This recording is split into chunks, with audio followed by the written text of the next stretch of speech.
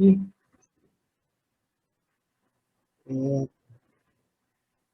Vamos agradecer a Deus, a Jesus, nós estarmos aqui hoje para mais um estudo da Revista Espírita do ano de 1858. Pedimos as bênçãos de Jesus, os favores do Todo-Poderoso, a todos aqueles que estão necessitados, aqueles que estão doentes, as famílias das pessoas que estão doentes, aqueles que estão sem trabalho, aqueles que estão precisando trabalhar ou perderam seus empregos. Que o Todo-Poderoso possa fazer o melhor possível para resolver esses problemas e ajudar-nos a prosseguir.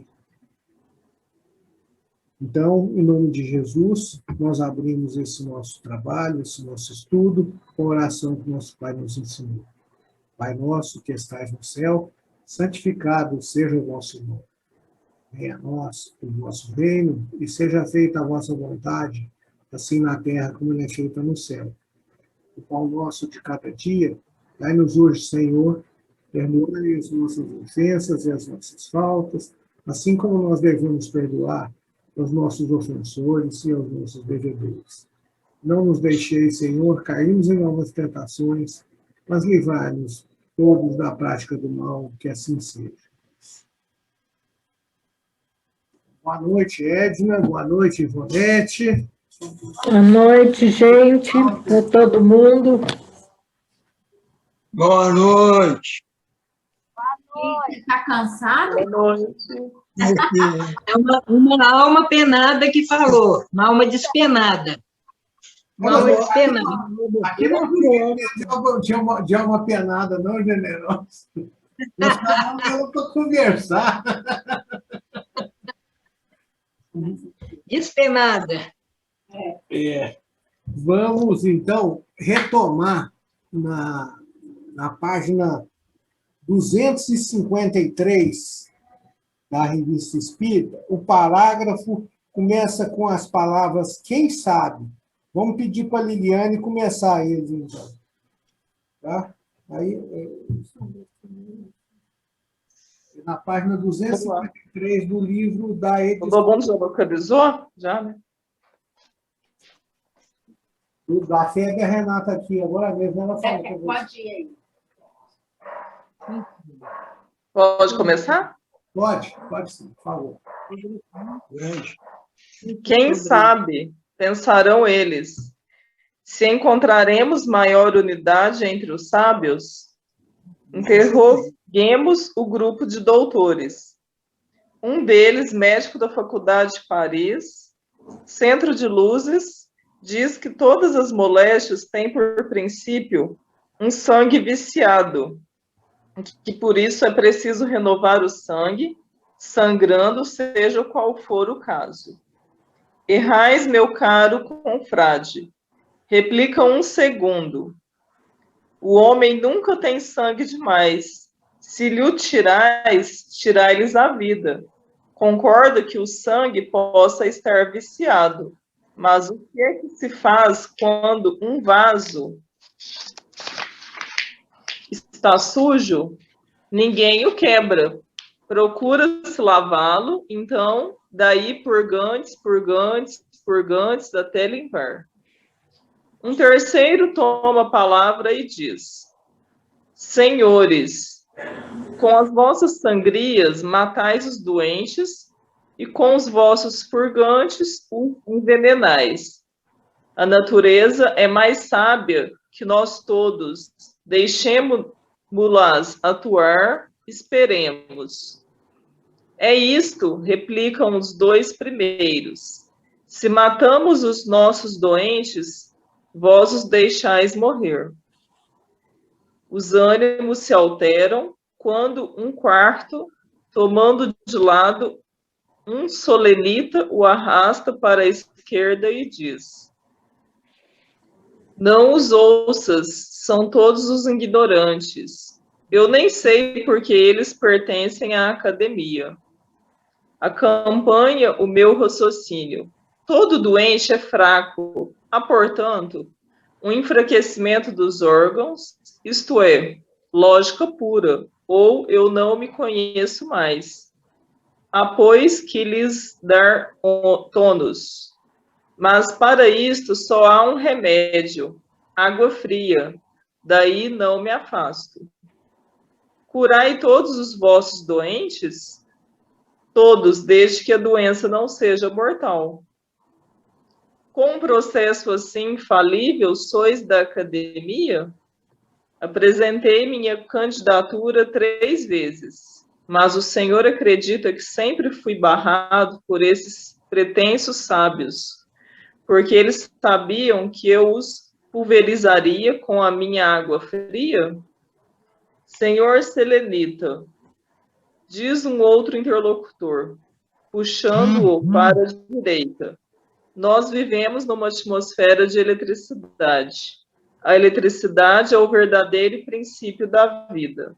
Temos de aumentá-la quando se tem pouco ou reduzi-la, quando se a tem em excesso. Neutralizar os fluidos contrários, uns pelos outros, eis o segredo. Faço maravilhas com os meus aparelhos. Leia meus anúncios e veja só. Pode continuar ou eu dou uma parada? Agora não tem nada para comentar.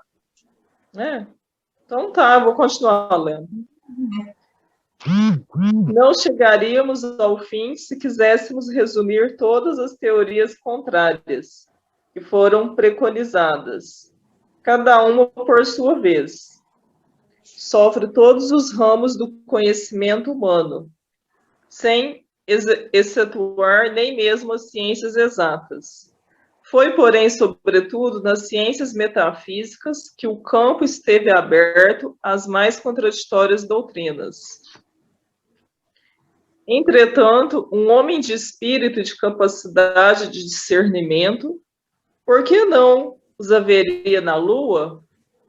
Compara todas essas afirmações incoerentes e tira uma conclusão muito lógica. Sobre a Terra, há regiões quentes e regiões frias. Em certos lugares, os homens se entredevoram. Noutros se matam porque não pensam do mesmo modo. Tudo para a maior glória da sua divindade. Enfim, cada um fala conforme os seus conhecimentos e elogia as coisas do ponto de vista de suas paixões e de seus interesses. Liliane, pode ser até aí e lê o rodapé ali. Tá certo. Que ele faz um comparativo de tirar o sangue, só que aí a pessoa morre, né, se tirar o sangue, né? Ele comentou aí, né, sobre essa parte aí. E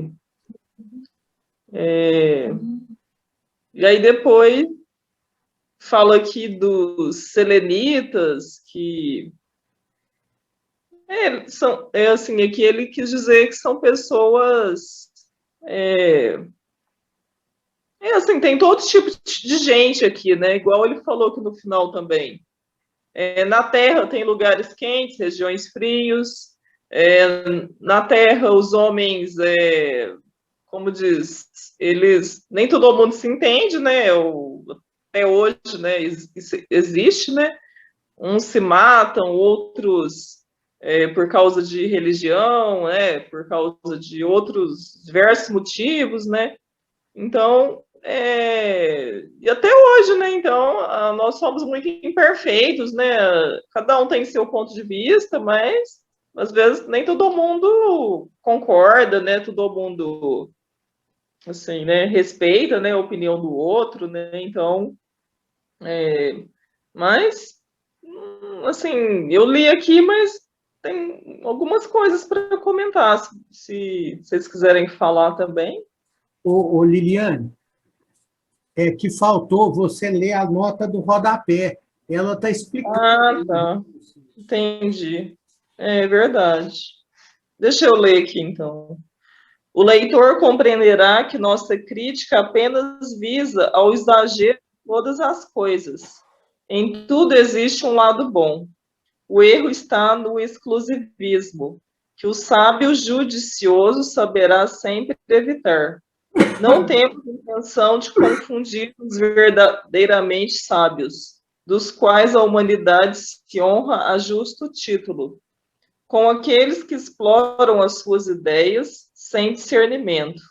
É desses que queremos falar. Nosso fim é unicamente demonstrar que a ciência oficial não está isenta de contradições. Aqui esclarece melhor, né? Então, o que ele está dizendo é o seguinte: não existe remédio que funciona para todos os males. O remédio que funciona para um problema intestinal, uma diarreia, ele não vai curar a artrose da generosa nem a minha, né? Já o remédio que pode a Regina tomar para dor de cabeça, ele pode não ter efeito nenhum em outra coisa, né? A Edna pode tomar um remédio para afinar o sangue, né? Para prevenir alguma coagulação, e esse mesmo remédio que ela tomar fazer um mal para a Ivonete, né? Então, não existe remédio que seja universal. Então, você não pode tirar sangue de quem não precisa, como você não vai dar um remédio para a pessoa ter uma diarreia para todo mundo, ou não vai dar banho em água fria para quem está com tuberculose ou pneumonia. O Kardec quer dizer com isso, ele fez uma alegoria, né, que não existe nada pronto, né? Tudo a gente tem que ver caso a caso. Não existe panaceia, nem remédio universal, nem vai existir o elixir da longa vida, né, que faz milagre. Então, assim é com o mundo dos espíritos. Ele está fazendo um paralelo. Vai existir, como no mundo dos espíritos, tem espíritos de todas as qualidades, de todas as condições, né? Espíritos sábios, pseudo-sábios, espíritos zombeteiros, espíritos bons, né? Espíritos superiores, espíritos mais inferiores, né? Espíritos puros. Está ali, tem todo tipo de espírito, né? Então, o que acontece, né? Nós não podemos escutá-los com a mesma condição, né? Tem gente que só fala besteira na nossa cabeça. Aí a gente escuta por educação, né? Mas a gente não leva em consideração as besteiras que ele fala. E assim é com os espíritos também, né? Que são nada mais, nada menos são que homens desencarnados, né? O Walter quer falar alguma coisa?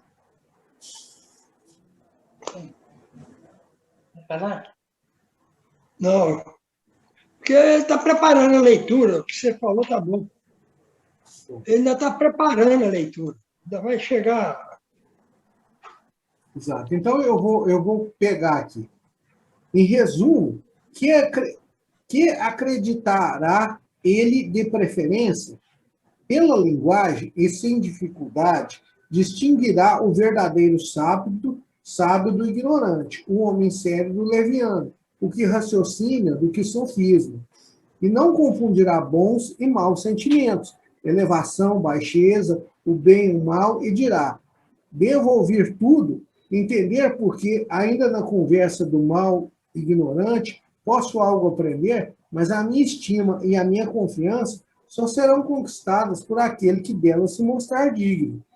Se essa colônia terrena quiser implantar os seus usos e costumes em nova pátria, os sábios repelirão os conselhos que lhes parecem perniciosos e seguirão aqueles que se afigurem mais esclarecidos, os quais não percebem a falsidade, nem a mentira, mas ao contrário, todos eles reconhecem o sincero amor do bem.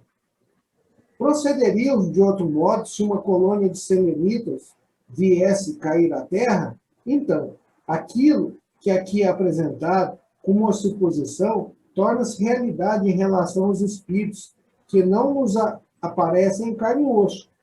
Nem por isso são menos presentes, de maneira oculta, e nos transmite seus pensamentos por intermédio de seus intérpretes, isto é, dos médiuns. Quando tivermos aprendido a conhecê-los, julgá-lo-emos por sua linguagem, por seus princípios e suas contradições nada terão que nos devam surpreender, porque vemos uns saberem aquilo que outros ignoram. Uns que são colocados muito embaixo ou ainda são muito materiais, para que possam compreender e apreciar as coisas de uma ordem mais elevada. Tal é o homem que, no sopé da montanha, vê apenas alguns passos ao seu redor, enquanto o que está no cume descobre um horizonte ilimitado. A primeira fonte das contradições é, pois, o grau de desenvolvimento intelectual e moral dos espíritos. Duas outras existem, sobre as quais é inútil chamar a atenção. Diria que se deve passar sobre a questão dos espíritos inferiores, desde que assim o é. Compreende-se que possam enganar por ignorância.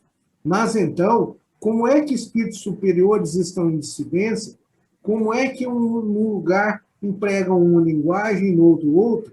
Enfim, como o mesmo espírito nem sempre seja coerente consigo mesmo, a resposta a essa pergunta repousa sobre o conhecimento completo da ciência espírita. E essa ciência não pode ser ensinada em poucas palavras.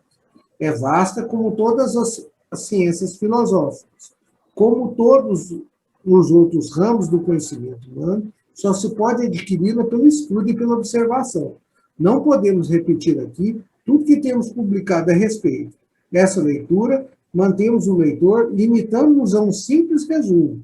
Todas essas dificuldades desaparecem para aqueles que, no particular, lançam um olhar investigador e sem prevenções. Provam os fatos que os espíritos enganadores não têm escrúpulos em adotar nomes respeitáveis a fim de melhor impor as suas torpezas, o que também é feito entre nós.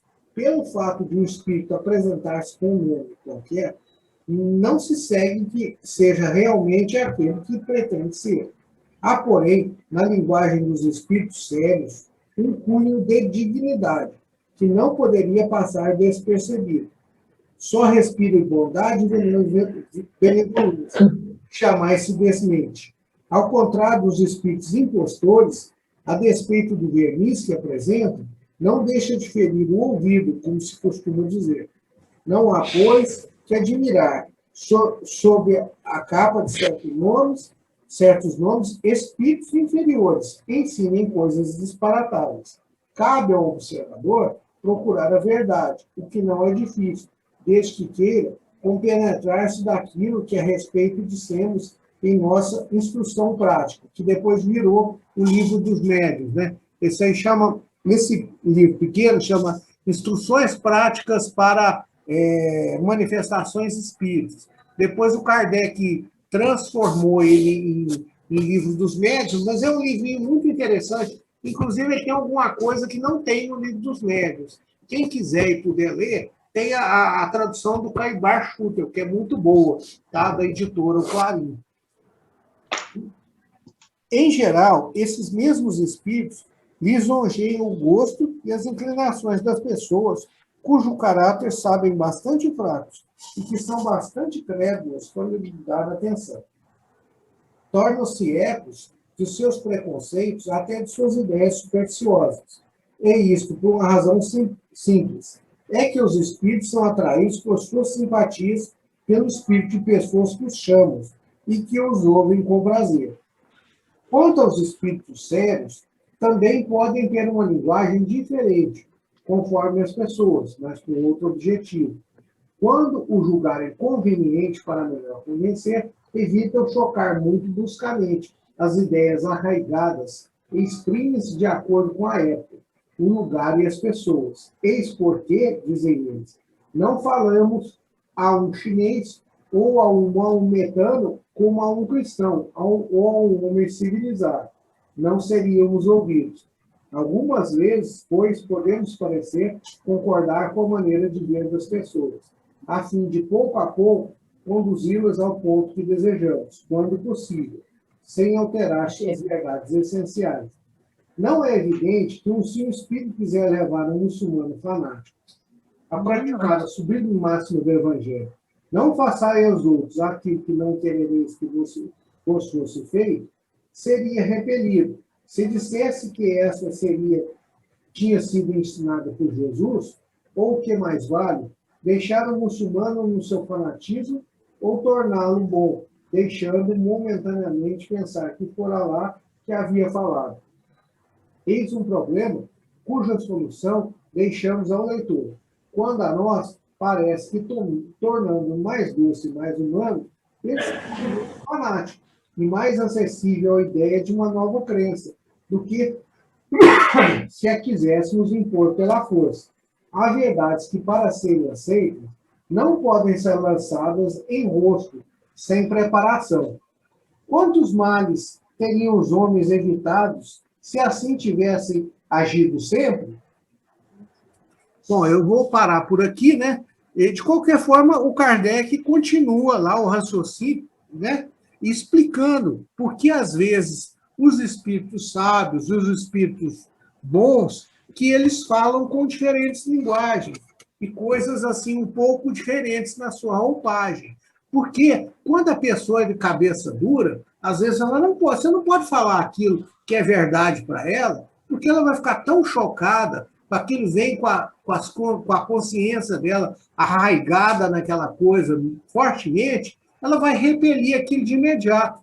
Ela tem que, pelo contrário, ela tem que ser forçada lentamente a raciocinar, procurar ela mesma e descobrir ou não a verdade. Porque os espíritos eles não estão preocupados em ensinar as pessoas nessa encarnação. Os espíritos estão preocupados com o futuro. Né? Então, se o cara não aprendeu nessa, porque ele é muito ignorante, porque ele tem convicções muito arraigadas, né? Que ele é um fanático religioso, ou um fanático por política, de qualquer forma, né? Não adianta falar com ele, é perca de tempo, né? Tentar conversar, falar a verdade, né? Como já disse Jesus, dar pérolas aos porcos. Né? É uma coisa completamente inútil. Então, os espíritos também, eles não vão perder seu tempo com isso. Daí a razão de ter diferentes mensagens para diferentes lugares, né? Falando a verdade, né? De acordo com o que cada pessoa pode ouvir. Né? Mas você vai ver que sempre é a verdade. Né? Se os espíritos não se pronunciam sobre um determinado tema, é porque aquele tema, vamos dizer assim, às vezes não é sensível para o espírito. Está comunicando, mas pode ser sensível para uma das pessoas que está recebendo a comunicação. Né? E eles estão aqui para ensinar, não para antagonizar. Né? Mas alguém quer falar alguma coisa? O Walter, completar? Essa ciência que você está explicando aí, ela é mais complexa do que a física, a química, a astronomia, a matemática da Terra. É ou não é? Porque dá liberdade a qualquer espírito falar, pregar, ensinar do mundo espiritual para a Terra, ou aqui na Terra. Só que aqui na Terra, quem é formado tem mais valor do que quem não é. Mas no mundo espiritual, você não sabe que espírito é esse. Não adianta nome. O conteúdo é que a gente vai saber que espírito é. E agora, para mim conhecer o conteúdo, eu tenho que ter sabedoria, o que você está mostrando aí. Como é difícil essa ciência. Como é complexa. A maioria das pessoas tem medo de lidar com o mundo espiritual. Pois é, né? A ciência exata é muito mais fácil de ser entendida, né? Isso. Você pegar aí, você explica facilmente para uma criança que se ela juntar 2 palitinhos com 2 palitinhos, fica com 4 palitinhos, né? Então, é uma ciência exata, a aritmética é exata. Agora, vai explicar alguma coisa que tem com pensamento, né? Que uma noção de temporal, de passado, de presente, de futuro, né? de futuro do pretérito, né? Determinado cérebro que não está formado direito, ele não vai conseguir entender esse conceito, né? Daí que lá nas pré-escolas eles trabalham muito bem esse tipo de conceituação, né? Para ensinar para as crianças aquilo que elas conseguem perceber, né? Dentro da maturidade que elas possuem. Veja, a ciência, o cara vai ensinar matemática, vai dar uma aula lá e ensina errado, outros professores vão corrigir ele, alguns alunos vão corrigir. Agora, no mundo espiritual, é muito difícil. Tudo que vem de lá vira religião. No planeta, eu estou falando no planeta. Não é nem no espiritismo. Pois é, né, Walter? A gente vê que tem muita mensagem que não vale o papel que ela está escrito, né? Mas a gente cala, né? Deixa quieto, né? Então, nós espíritas não podemos criticar os espíritos, podemos analisar, mas não criticar, não brigar com eles, não discutir, mas não criar inimigos, senão a gente está perdido. Se a gente criticar e enfesar eles, eles vão vir com uma legião em cima da gente. Olha aí. Né? Podemos fazer essa distinção, essa análise, mas com respeito, para não criar inimigos. Vamos tocando a vida, né? Isso. Vamos pedir para a Regina, então, para ela pegar o próximo parágrafo. Ok. Como se vê, os espíritos também tomam precauções oratórias. Nesse caso, entretanto, a divergência está no acessório e não no principal. Levar os homens ao bem, destruir o egoísmo, o orgulho, o ódio, a inveja, o ciúme, ensinar-lhes a praticar a verdadeira caridade cristã, é para eles o essencial. O resto virá em tempo útil. E tanto pregam pelo exemplo quanto pela palavra, desde que sejam espíritos verdadeiramente bons e superiores. Tudo neles respira doçura e benevolência. A irritação, a violência, o azedume e a dureza de linguagem, ainda mesmo para dizer boas coisas, jamais são um sinal de verdadeira superioridade. Os espíritos realmente bons jamais se zangam ou se exaltam. Se não são ouvidos, vão-se embora, e eis tudo. Existem ainda duas causas de contradição aparente que não devemos passar em branco. Como já o dissemos, em muitas ocasiões, os espíritos inferiores dizem tudo aquilo que queremos sem precaução com a verdade. Os espíritos superiores calam-se ou se recusam a responder quando lhes fazemos uma pergunta indiscreta ou sobre a qual não tem permissão de explicar-se. Neste caso, disseram-nos que não insistais nunca, porque então os espíritos levianos serão os que respondem para vos enganar. Pensais que somos nós e chegais a admitir que caímos em contradição. Os espíritos sérios não se contradizem nunca. Sua linguagem é sempre a mesma, com as mesmas pessoas. Se algum disser coisas contrárias, tomando o mesmo nome, ficais certos de que não é o mesmo espírito que fala, ou pelo menos não é um bom espírito. Reconhecereis o bom pelos princípios que ele ensina, pois todo espírito que não ensina o bem não é um bom espírito, e vós deveis repeli-lo. Querendo dizer a mesma coisa em dois lugares diferentes, o mesmo espírito não se servirá literalmente das mesmas palavras. Para ele, o pensamento é tudo. Infelizmente, o homem é mais levado a prender-se à forma do que ao fundo. É essa forma que frequentemente interpreta a vontade conforme suas ideias e suas paixões, e dessa interpretação podem nascer contradições aparentes que também elas se originam na insuficiência da linguagem humana para exprimir as coisas extra-humanas. Estudemos o fundo, perscrutemos o pensamento íntimo e veremos muitas vezes que há analogia onde o exame superficial nos apresenta um disfarce. As causas das contradições da linguagem dos espíritos podem, pois, ser assim resumidas. Continua, Dilson? Ou pode parar por aqui? Regina, pode continuar, por favor. Tá. Então, podem assim ser resumidos. Primeiro, o grau de ignorância ou de saber dos espíritos aos quais nos dirigimos. Segundo, o embuste dos espíritos inferiores que podem, por malícia, ignorância ou malevolência, e tomando o nome de empréstimos, dizer coisas contrárias às que alhures foram ditas pelo espírito cujo nome usurparam. Terceiro, as falhas pessoais do médium, que pode influir sobre as comunicações, alterar ou deformar o pensamento do espírito.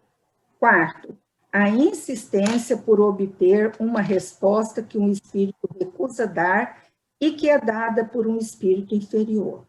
Quinta, a própria vontade do espírito que fala conforme o momento, o lugar e as pessoas que pode julgar convenientemente nem tudo dizer a toda a gente.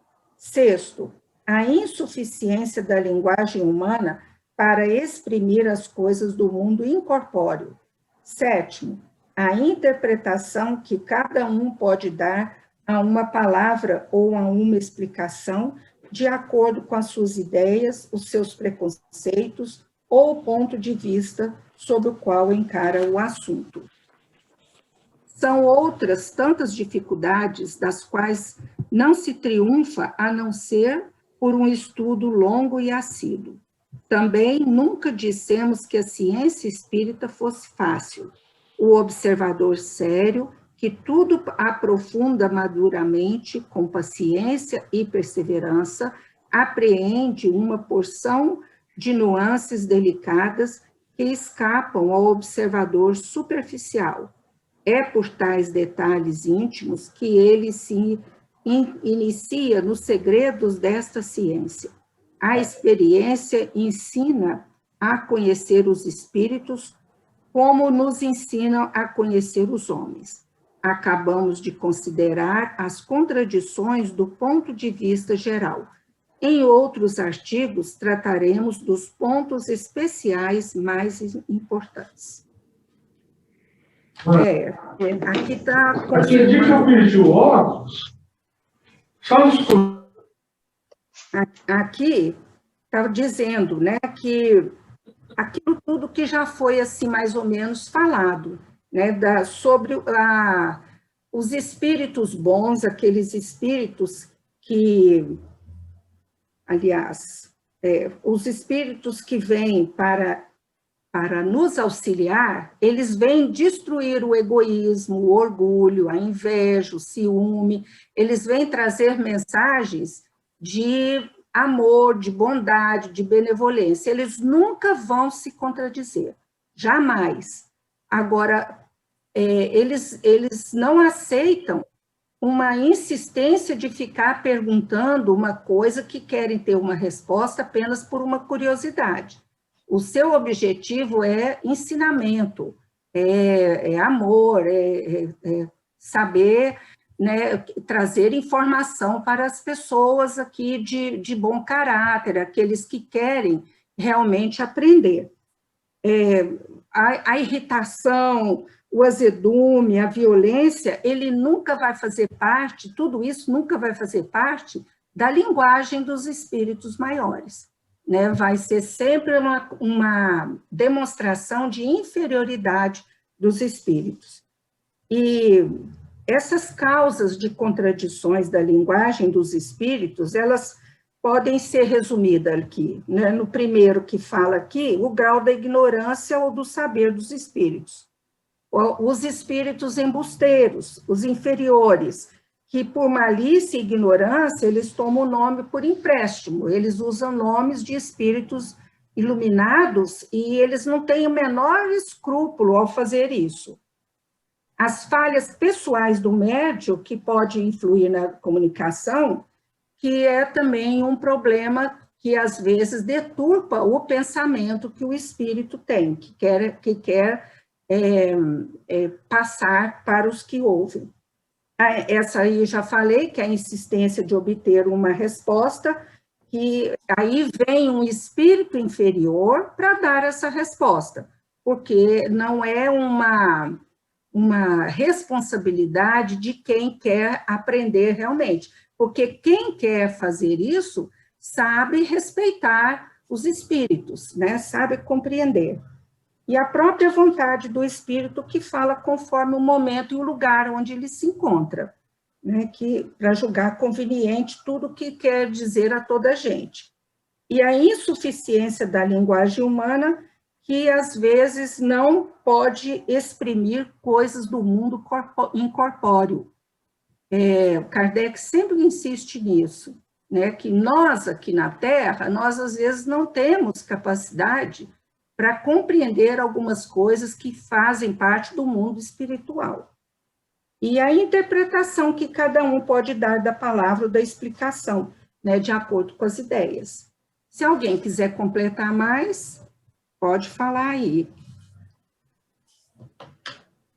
Para falar alguma coisa, Walter, é muito importante essas sete pontos aí, são extremamente importantes para mim. A Edna está aí também.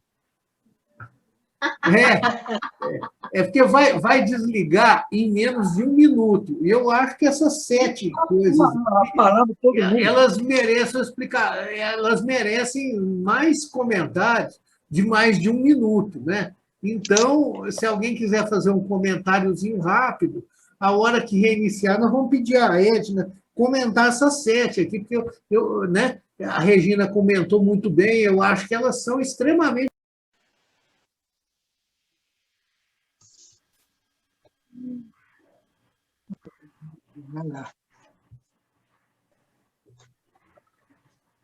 Oi, gente. Voltei sem vídeo aí, mas agora já consegui resolver. Vamos esperar a Edna voltar, então, para ela, né, falar mais sobre essas 7 aí, que são importantíssimas para nós, né?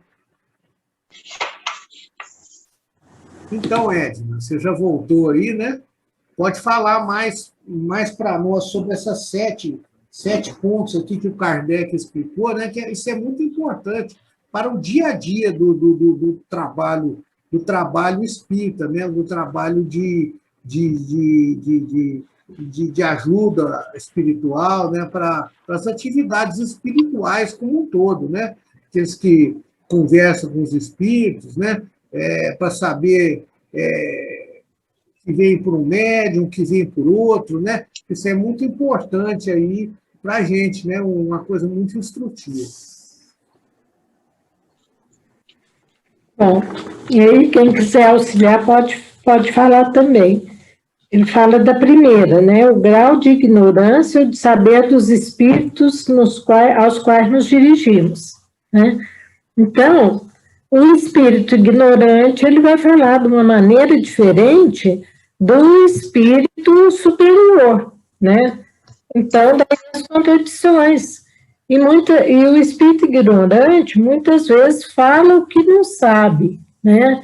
Ele quer, muitas vezes, mostrar saber e, muitas vezes, cai em muitas contradições, né?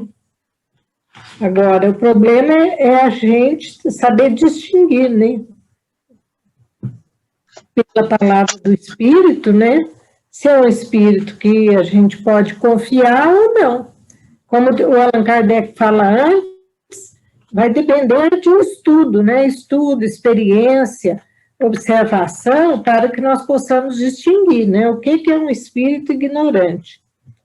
Depois ele fala o embuste, que ele está falando das contradições de linguagem, né?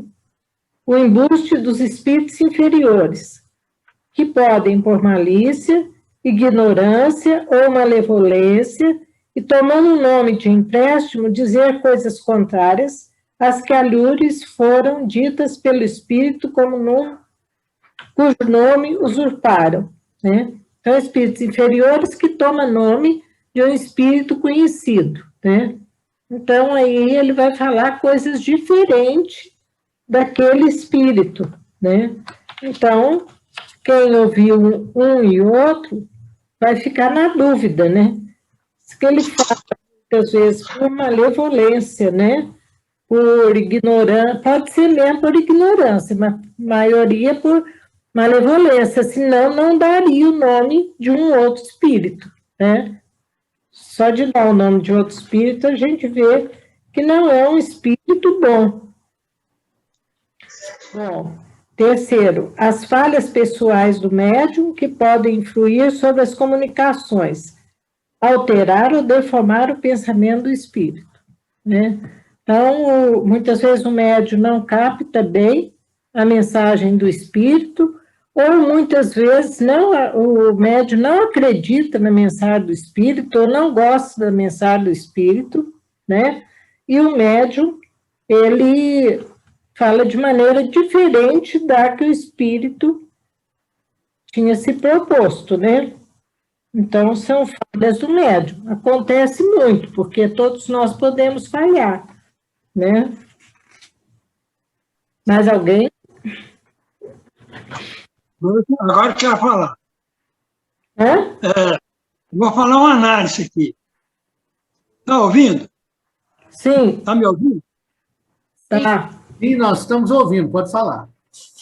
O Kardec aqui no final disse não, eu não disse que a ciência espírita é fácil. Eu não disse. Ela é difícil, ela é complexa. Por que é complexa? Por causa que nós somos espírito. E cada espírito tem um universo de ideias, pensamentos, de caráter, né? Então, a conclusão é essa aqui. Porque o que está aqui está até claro, não está confuso. Só que o nosso tempo é muito pequeno. Uma pessoa que estuda espiritismo há muitos anos, 30 anos, 40 anos, ouvindo espírito falar no centro, lendo mensagem, lendo livros de vários médios aí, sem dificuldade de comprovar se aquilo é tudo verdade ou não. Quem estuda, homem ou mulher, estuda há muito tempo, e é sério.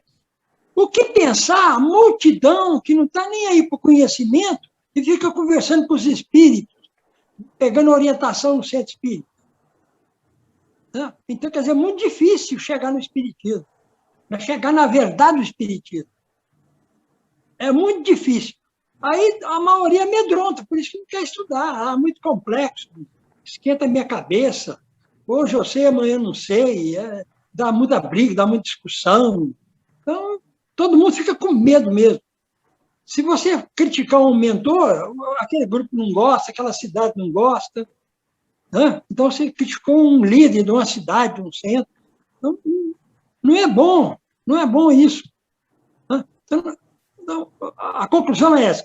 Quem não estudar espiritismo, Allan Kardec, não sabe, não tem lentes espirituais para distinguir a verdade do erro. Hein, Dilson? Ed? Muito bem dito, né? Por isso é que a gente insiste sempre, né, no estudo das obras básicas, né? E além esse estudo que a gente faz, que é uma complementação das obras básicas do Kardec, né? É uma complementação. A Revista Espírita é um pouco mais detalhada, né? De coisa que não coube nos livros, né? Então, ela nos dá esse estudo base para ver de onde é que veio Kardec, para ele formar todo esse arcabouço, né, filosófico, prático, de análise, de estudo das comunicações, da doutrina dos espíritos, né? E a gente tem que ter a humildade de reconhecer que a gente se engana, os médiuns se enganam, os espíritos enganam a gente, né? Então, tem isso. Então, a gente tem que ficar calado, né? É o silêncio. Se a gente não concorda com a obra, ou qualquer coisa, a não ser por uma pessoa amiga, muito discreta, a gente é melhor ficar calado. Porque a gente vai falar e a pessoa é fanático com aquela obra, fica pior. Você cria inimizade até com parente. Parente. Um pai, uma mãe, um filho, um irmão. Por causa da fascinação. A pessoa fica fascinada. E tem muitas pessoas que pensam porque é livro, psicografia, tudo que está ali está certo. Isso. Muita fantasia, e a pessoa gosta daquilo, daquela ideia, gosta daquela fantasia e começa a acreditar como verdade, né? Isso. O povo é ávido de novidade. A maioria das pessoas é ávida de novidade. Então, qualquer médico que escreva uma coisa que ainda ninguém leu, ninguém estudou, né, sobre mundo espiritual, a pessoa se envolve. Bom, quarto, a insistência por obter uma resposta que o espírito recusa dar e que é dada por um espírito inferior. Às vezes, um espírito discreto, né, um espírito equilibrado, não dá a resposta que a pessoa quer, mas um inferior vem e dá. Resposta: por que eu estou sofrendo tanto? Tem alguma relação com o meu passado? Aí o espírito fala aquela história da outra encarnação, né, e a pessoa acredita, né, acredita que nas outras reencarnações é isso, aquilo, então é isso. Quer dizer, resposta. A gente não pode ficar apertando o espírito para dar resposta, para satisfazer a nossa curiosidade, que aí a gente vai ser enganado, né? A própria vontade do espírito, a quinta, a própria vontade do espírito que fala conforme o momento, o lugar e as pessoas, e pode julgar conveniente em nem tudo isso dizer a toda a gente. Muitas vezes o espírito fala para aquele grupo, né? É uma coisa que talvez não falaria num público maior, a necessidade é daquele grupo, eu entendi assim. Então... Edna, nível de conhecimento também, nível de conhecimento. O grupo não tem, muitas vezes tem pouca cultura, ou pouco entendimento espírita, então fala as coisas mais simples, né? O Bezerra de Menezes faz isso no Brasil inteiro. Comunica no Brasil inteiro, até na Umbanda. Ninguém acredita, mas ele trabalha na Umbanda já há mais de século. Ampara, organiza, ajuda a evoluir a Umbanda. E ajuda lá do jeito que eles possam compreender, né? E acreditar. Ele ensina cristianismo. Sexto, a insuficiência da linguagem humana para exprimir as coisas do mundo corpóreo. Essa a Gina explicou bem, né? É difícil exprimir o que existe na parte espiritual para todos nós, né? A nossa linguagem é diferente, pode ser diferente, né? A gente vê que mesmo as respostas no livro dos Espíritos, alguma coisa ele fala sobre isso, né? Da linguagem. E sétimo, a interpretação que cada um pode dar à sua palavra ou a uma explicação, de acordo com as suas ideias, os seus preconceitos e o ponto de vista sobre o qual encara o mesmo. O Espírito fala, cada um interpreta a sua maneira, de acordo com o conhecimento, com os preconceitos, com aquele que deseja ouvir, né? Com a experiência. Muita gente interpreta as coisas que lhe convém. E a experiência também, ela conta muito. Experiência é tempo não só de estudo e de trabalho, de errar também. Porque nós errando, nós aprendemos a sair do eu. Tudo é evolução.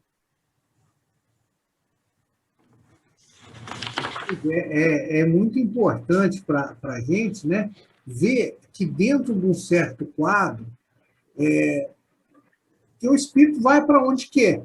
E ele não pede licença para nós para ir embora, né? A verdade é essa. A gente começa a querer demais, querer uma coisa que não pode ser dita, ele não vai pedir licença para a gente ir embora. Ele vai embora e às vezes, não vai saber o outro que tomou o lugar dele, né? De qualquer forma, nem todas as pessoas estão preparadas para saber todas as verdades. Cada um tem um nível de entendimento, cada um tem um nível de estudo, cada um tem uma experiência de vida, né? De vidas, né? Não é de vida, né? De vidas presentes e pretéritas. Então, cada um é que vai julgar, né? Aquilo que pode melhor compreender. E nós temos que pensar que o conhecimento ele não é adquirido em uma vida só, né? Ele é a soma de estudos que a gente faz em centenas e milhares de vidas, né? Então, se uma coisa não pode ser esclarecida nessa encarnação, vamos deixar para a próxima, né? Antes assim, que a gente ficar com um esclarecimento errado, incorreto, né?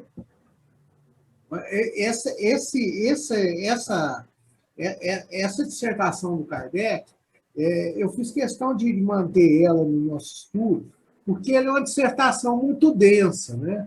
Mas, no fim, o Kardec abrevia ela bastante, né? Porque o Kardec tem um poder de síntese muito grande. E o que uma pessoa falaria com muitas palavras, vários parágrafos, o Kardec pegou em 7, né? Não foi nem 10, né? Não quis nem fazer igual Moisés, né? Eu vou escrever 10, não, eu vou escrever 7. Já bastam 7, né? E como Jesus pegou os 10 e jogou para 2, né? Então, se vocês não conseguirem entender os 10, vamos deixar esses 2 aqui para ver se vocês começam, né? E por aí vai, né? Assim que é a gente, né? Então, agora, se alguém quiser dizer mais alguma coisa, né? Fazer mais algum comentário, está disponível antes da gente passar para a próxima parte, né? Então, o que a gente recomenda é que todo mundo não pode passar a existência, sendo espírita, deixar de estudar espiritismo. Evangelho, Livro dos Médiuns, Livro dos Espíritos, principalmente esses 3 aí, em grupo. Dilson, se estudar sozinho, aprende pouco. Pode ser advogado, juiz, cientista, ele estudar espiritismo sozinho, ele aprende pouco.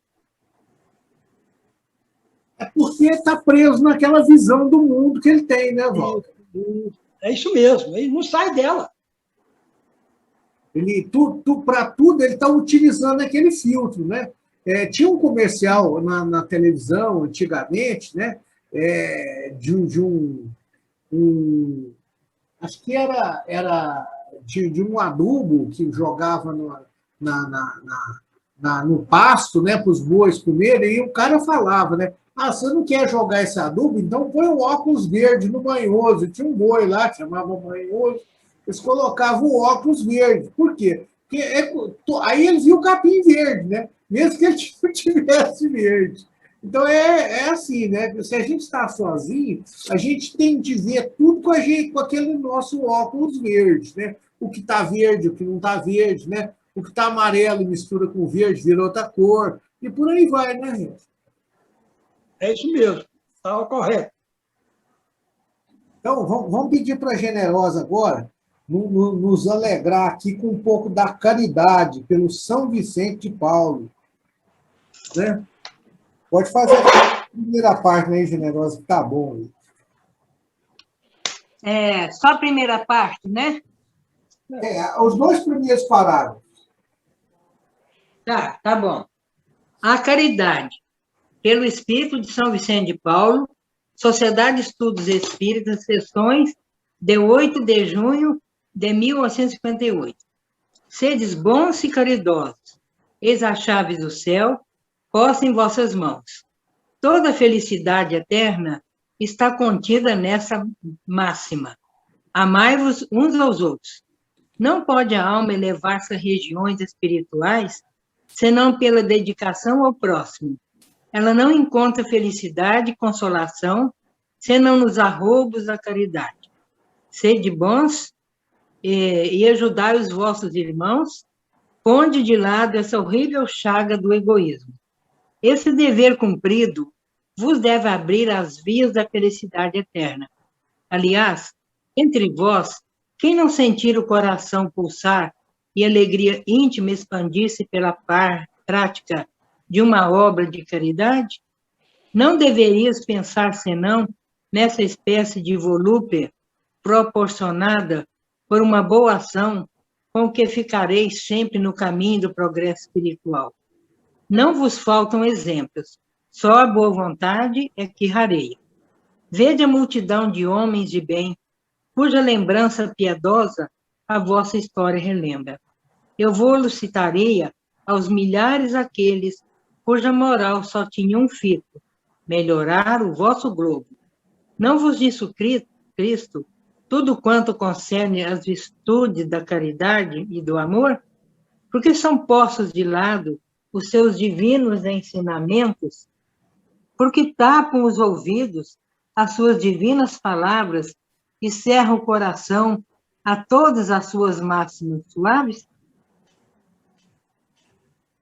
Então, São Vicente de Paulo pode falar sobre a caridade, porque ele realmente vivenciou toda a caridade e fundou, né, uma ordem religiosa totalmente dedicada à caridade.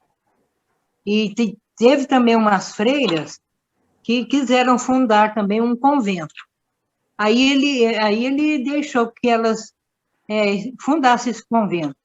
Aí, com o passar do tempo, São Vicente viu que essas freiras não trabalhavam, não saíam do convento, ficavam só rezando o dia inteiro. Aí ele foi lá, pediu para abrir as portas do convento e disse assim: olha, quem quiser ficar aqui tem que sair portas afora e exemplificar a caridade ensinada por Jesus. A vida dele é um exemplo total de caridade. Então, por isso que ele escreveu isso aqui, para a gente dedicar ao máximo aquilo que nós temos para o nosso semelhante. Que nós só seremos felizes quando nós sairmos de nós e encontrarmos a dificuldade, a dor, o sofrimento do nosso próximo. Então ele fala que tem uma multidão, né, de homens, de mulheres de bem, que se dedicaram à caridade. E somente com a caridade é que nós vamos... O Chico dizia assim: a única moeda corrente no plano espiritual se chama caridade. Agora, quem quiser falar mais? Gilson. Oi. Gilson, eu considero essa página uma obra-prima. O que é obra-prima? Um texto assim, igualzinho uma poesia de Castro Alves, uma Odisseia lá do Homero, livros, certo? Super famosos no planeta. É uma obra-prima. O Evangelho todo é obra-prima, mas tem texto que é maior do que os outros. Isso é muito interessante, né? Depois de nós passarmos numa matéria que é totalmente filosófica, analítica, avaliativa, né? Logo vinha essa mensagem do São Vicente de Paulo, que ela fala direto para o nosso coração, né, Valtinho? É difícil a gente praticar, mas é fácil da gente entender, né? Se a gente consegue praticar isso no dia a dia, vamos falar a verdade, não é fácil. Mas é uma coisa que fala para nós direto para o nosso coração. Por isso, foi muito importante, né? O Kardec realmente estava extremamente inspirado, né? Quando ele colocou isso logo depois desse coisa mais pesado, né? Para a gente também sofrer um refrigério com palavras tão bonitas, né? Nos chamando para um trabalho que não pode dar errado, né? Trabalho da caridade, se ele der errado, é porque nós fizemos errado. Porque a caridade não tem como ser errado, né? Então, é isso, né, que eu penso.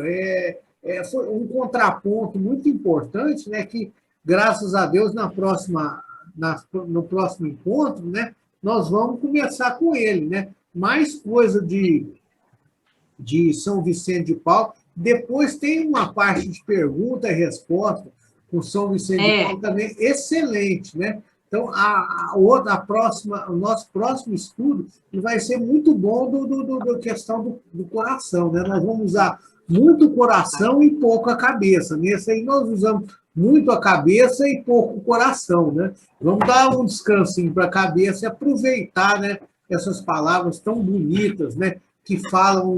Não tem ninguém que escutando isso, que pode falar que é contra, né?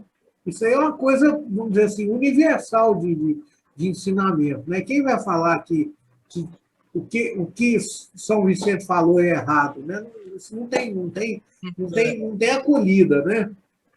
É uma verdade universal.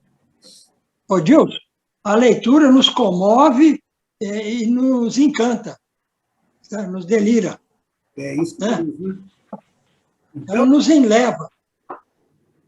Ó, São Vicente de Paulo, ele era francês, e ele dedicou muito à pobreza em geral, mas principalmente, eu li 2 livros dele, e ele se dedicou principalmente à evangelização de meninas e meninos, que naquela época não era permitido educação de criança pobre.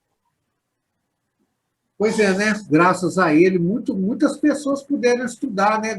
Ele criou várias ordens, né? Que puderam instruir várias pessoas, né? Entre elas, a gente destaca o Giordano Bruno, né? Que foi queimado, né, pela Inquisição lá em Roma, né? E vários outros, né? Que foram beneficiários dessas escolas, né? Que eram mantidas por religiosos para as pessoas que realmente não tinham condição de pagar, porque naquela época a educação era muito rara e cara, né? Porque não estava massificada como está hoje, né? O Dilson, ele era um grande líder. Ele conseguiu arrebanhar as mulheres ricas que admiravam ele para trabalhar, angariar recursos e trabalhar pelos pobres na França, em Paris e em outras cidades. Ele conseguiu até isso. E nós vemos no Brasil inteiro e fora do Brasil os asilos São Vicente de Paulo. No mundo inteiro. No mundo inteiro. Aqui em Uberaba tem um, né? Inclusive São Vicente de Paulo, lá perto da igreja, né? Da Abadia. É da igreja da Abadia, asilo, São Vicente de Paulo. Isso mesmo. Então, gente, alguém quer dizer mais alguma coisa? Alguém quer se pronunciar a respeito? Porque nós já vamos encerrar com a prece. Então tá, vamos pedir para a Renata fazer a prece de encerramento aqui. Então, vamos elevar nossos pensamentos a Jesus, agradecer a oportunidade de estudo, a todos aqueles desencarnados que vieram também estudar conosco, aprender, nos incluir. Agradecemos a Jesus essa oportunidade da quinta-feira, porque nós temos o nosso estudo, o nosso entendimento, e de Jesus que os nossos lares, os nossos familiares, que essas bênçãos possam ser estendidas aos hospitais da terra e do além, a todos aqueles que estão passando por nós, que nós possamos fortalecer também os nossos anjos protetores, para que possam nos incluir sempre no caminho, mas que principalmente possamos estar aptos a receber essas boas impressões. E vamos encerrar com a oração que Jesus nos ensinou. Pai nosso que estás no céu, santificado seja o vosso nome. Venha a nós o vosso reino, seja feita a vossa vontade, assim na terra como no céu. Ao nosso de cada dia, dá-nos hoje. Perdoai as nossas dívidas e as nossas ofensas, ensinando-nos a perdoar nossos devedores e ofensores. Não nos deixeis cairmos em nós, mas livrai-nos de todos os males. Hoje sim, assim seja. Boa noite, então, pessoal.